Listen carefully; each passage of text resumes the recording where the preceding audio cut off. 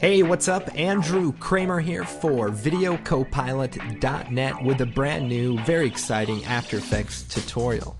So today we're going to take a look at creating some cool eye effects like you see here. Okay, so as you can see, we've replaced the eye with sort of an empty, creepy eye. And okay, so let's go ahead and get started. What I have here is a shot of myself looking up at the camera mysteriously, probably looking down, noticing my shoe is untied, and I can't believe it. That's intense. Okay, first thing, let's create a new null object. And this null object is going to be the container for our tracking data. So we'll right-click on the footage and choose Track Motion. Our tracker control pops up. We want to track the position and the rotation. I'm going to zoom in here and we'll track the left eye and bring this on the left eye. We want to make it kind of large because there's not a lot of detail here. And then we'll track this corner of the eye. Okay, and I'm going to go ahead and track forward from the middle. And I'll click Track Forward.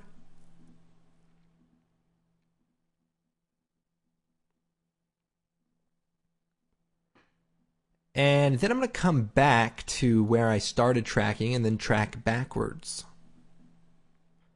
Now we're going to run off the frame here. What we'll do is we'll track frame by frame until it messes up. Okay, so right here it sort of went out of control. So I'm going to choose Edit, Undo, and instead I'm going to use the page up and page down keys to cycle through the frames. And then I'm just going to move the track point's center point to where I think it should be. So I'll move this to about here, and I'll move this to about here. Then I'll do page up, move the points again, page up, and we'll move the points a final time. So we had to do this by hand, but it looks pretty good. So we're going to use that. Now it's important to have a complete tracking data for this shot so everything can be linked to it later on. So with that all done, I'm going to choose Edit Target. Make sure our null object is selected, choose OK, and apply, and then OK. So now we have our null object that is perfectly stuck onto our eye, and it looks pretty good. So what we need to do now is create our replacement eye. So I'll close the tracker control. Okay, in the project window I have this eye reference movie, and I'm going to drag that into a new comp. And what we're going to do is use this to recreate our empty eyeball. So I'm going to duplicate this so we have two copies. Now the first copy, I want to stop on this frame where I'm looking all the way to the right. And I'm going to right click on the footage, choose Time, Freeze Frame. And then I'm going to go to the part where I'm looking to the left, right click on this footage, choose Time, Freeze Frame. So now we have two still frames. Now if you're in After Effects 6.5, to do a still frame, here's what you do. You go to the frame you want, choose Layer, Enable Time Remapping, which is somewhere around here. For me it's right here. And then you set a keyframe for the time you want to freeze, and then you delete the end and the beginning keyframe, and so now you have a still frame. So there you go. Now with the eye layer selected, I'm going to take the pen tool and draw a shape around the white part of the eye.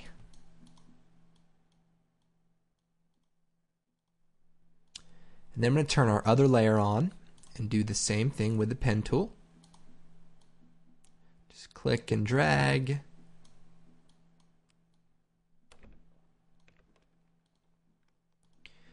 And that looks good. Now what we want to do is blend these together. So I'm going to take the top layer, take a rectangle mask and just draw it, overlap it just a bit, and then hit M actually hit MM, and what we want to do is make the second mask subtract. And what it's doing is sort of cutting out that part. And then I'm going to feather it a little bit, and then I'll turn our other layer back on, and basically that sort of just blends it together a little bit. Okay, now the other step will change the composition settings and make it 200 by 200 and choose OK. And then I'll move this into the center of the comp, and this will just make it easier to work with later. Also, let me make the comp a little bit longer, so I'll make it like 3 seconds and choose OK, and then extend the layers, and that way it's long enough in our... So I'm going to close it, and then in our main comp I'm going to drag that eye reference out. So there's our eyeball.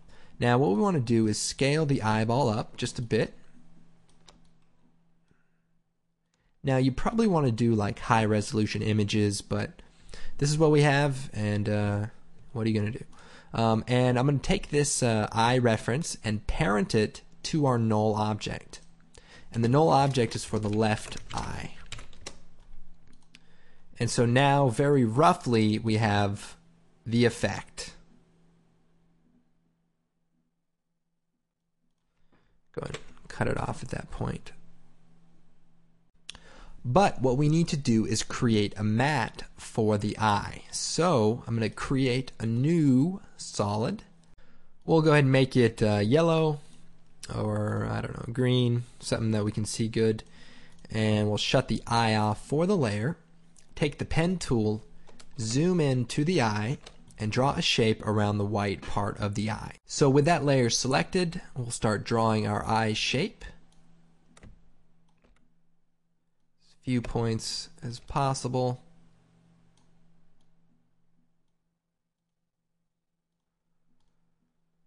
And we can turn that on and then parent it to our left eye null object. And that should make it stick to the eye pretty well. And what we want to do is adjust it so that the eye is covered up for most of the shot. So the eyelids may open and close a bit, so we want to adjust the mask by keyframing it. So if we hit M, that brings up the mask shape. Set the stopwatch, and we'll just keyframe it as needed so that we just show the white part of the eye.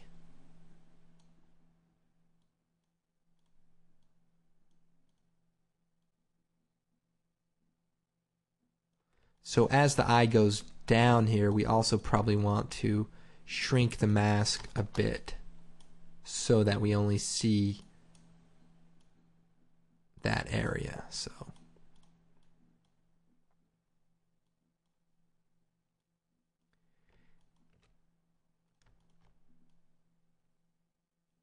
you don't have to do it frame by frame, but you just want it to look good. And we can turn this on so we can see what it's looking like. Okay, so that should work for now, but this is the part you want to make sure looks good. So I'll go ahead and shut that off. And what we want to do now is use this as a matte. And to do that, we're going to put this, let's say, above the eye, so it's in place. We're going to turn our eye on. So here's our actual eye. And we want to set the track matte to alpha matte. And what that does is uses this layer as sort of an alpha transparency map so that we only see it through that area. Now we can see a few little problems here, but we'll fix that by changing some of the mask options. So I'll hit MM, and we'll feather the mask about 1.5, and we'll expand the mask about 0.75, and maybe 1.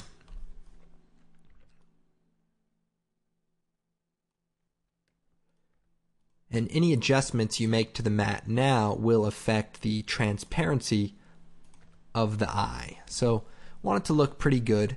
And now we can move the eye into position. So we want it to be, just about here. And that's going to look really good. So what we want to do next is add our shadow. So to do that, I'm going to create a new solid, and we want to make it the same color as the shadow over this eye. And choose OK. We'll go and shut the eye off. We'll zoom in here. We'll take the pen tool, and we want to draw the shape of this shadow / eyelash. So we'll just select that dark brown layer, and we'll click and just draw a quick shape here. And then just make it a little bit larger around the outside. Now if we turn this on, we can feather the mask a bit. So if we hit F, we can feather it about 5 pixels, and that creates sort of a soft shadow. Now we also want to make even softer shadow, but we want to keep this one here. So I'm going to duplicate the mask, edit, duplicate, and then feather out the second mask more. So what we have is the first mask, and then we have the second mask, which is just a lot softer. Now the problem here is we have this extra eye shadow, which doesn't look too great. So what we'll do is use this same matte to erase the excess shadow. So I'll duplicate the matte, edit, duplicate, put it above the shadow, and set the shadow to alpha matte. And what that does is makes it so we only see the shadow. But the problem here is it's sort of cutting off a little too much. So we'll take the matte and we'll bring down the mask options here, and we're going to expand the mask. See that? If we expand it just a little bit, it kind of blends in with the actual part of the eye we want to blend. Now I'm going to take the shadow and we're going to make it a little darker. So I'm going to go into the solid settings, and we'll just make it a little bit darker.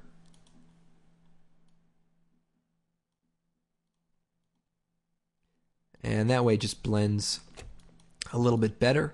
Now I do want to feather the shadow out. So now that we have it in place, let's go ahead and feather the first one about 6 and the second one just a little bit more. And we may want to bring the expansion up just a little bit on the first one. So -2.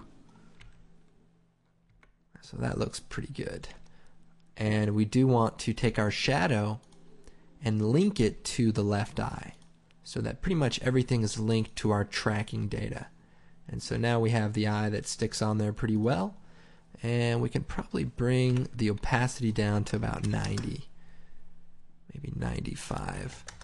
And that way it looks like that eye is really in there, inset, you know.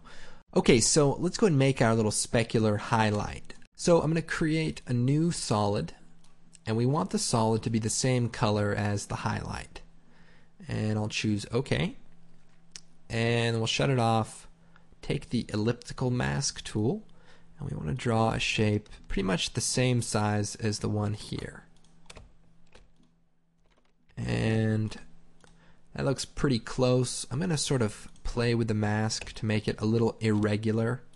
So I'm just going to shift it a bit. That way it just looks a little bit more realistic and less perfect. So then I'm going to use the arrow keys and just move it over to our other eye. And what we can do is shut the replacement eye off and then line this up with the actual glare that's on this eye. And then we turn that back on. That way we know it's in the correct place. And maybe we'll feather it out about 1 pixel, change the transfer mode to add. Let's see, 2 pixels, 1.5. Okay, so that looks pretty good. And again, we want to parent the specular to our left eye. So we'll call this specular.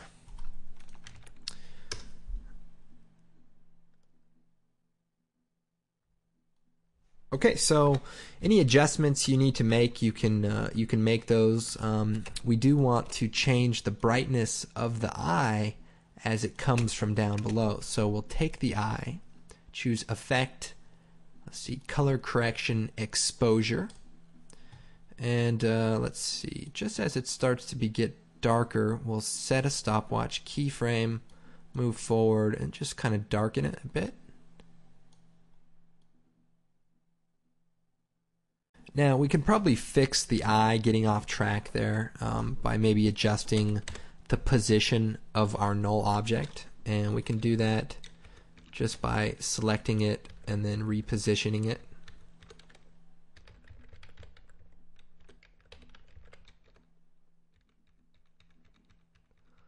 So you can make any adjustments that you need to make just by playing with this, and then also you can play with the mask for the eye and shrink it as needed. Let's take a look at a few other possibilities. Okay, for example, I can take this eye and choose Effect, Color Correction, Tint, and maybe change this to red, and this to red, and maybe the opacity, bring it down a bit, and voila, you have a pink eye zombie that could cause some serious eye infections that you don't want to be a part of. So you have to be worried about him getting you, but now you have to be worried about catching 2 infections. So that's kind of a cool way to create some other eye effects. You could also tint it, even darker than that, so that you create sort of like a dark zombie eye, or even just a totally black eye. You want to have like some shading in there, but you do want to make sure your mask is correct so that it looks good. You could also do things like add the eyeball back in and do some cat eye effects, maybe make the eye dilate. Actually, I created that effect. Let's take a look. What I did is took an eye picture, which is just the eyeball, and then added a bulge effect to it so that it sort of bulges out and essentially looks like it's dilating. So you turn that on and you can create sort of a creepy effect like you see here. So there's certainly a lot you can do with this effect. Likewise, with the very same shot you see here, we could add a cat eye effect. Let me see. Get rid of the mask and